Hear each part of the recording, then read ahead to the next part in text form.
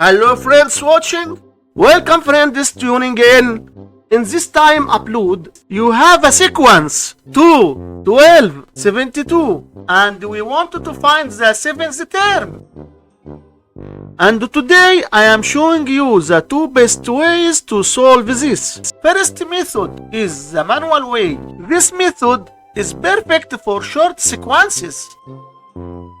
As you can see, we found that each term is multiplied by 6. This 6 is what we call our common ratio. Since the first term is 2, we can get the second term by multiplying the first term by 6. And the second term is 2 times 6, which equals 12. And the third term is 12 times 6, which equals 72. And the fourth term is 72 times 6, which equals 432. And the fifth term equals 432 times 6, which equals 2592. And the sixth term is 2592 times 6, which equals 15,552. And the seventh term is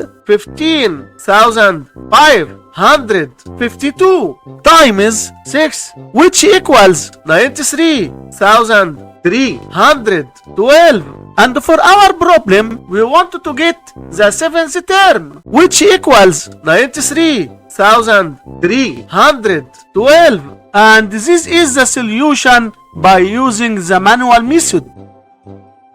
Let's solve the problem by using the second method, which is called the formula way. We have a geometric sequence and we can use the rule an equals a times r to the power n minus 1, where a is the first term and r is the common ratio and n is the required term. In our problem, the first term a is equal to 2 and the common ratio r is equal to 6 and the required term n is equal to 7. Substituting a, r and n into the equation, we find that a7 equals 2 times 6 to the power 7 minus 1, which equals 2 times 6 to the power 6, which equals 93,312. And this is the solution by using the formula method. Thanks for watching. Don't forget to like and join the community.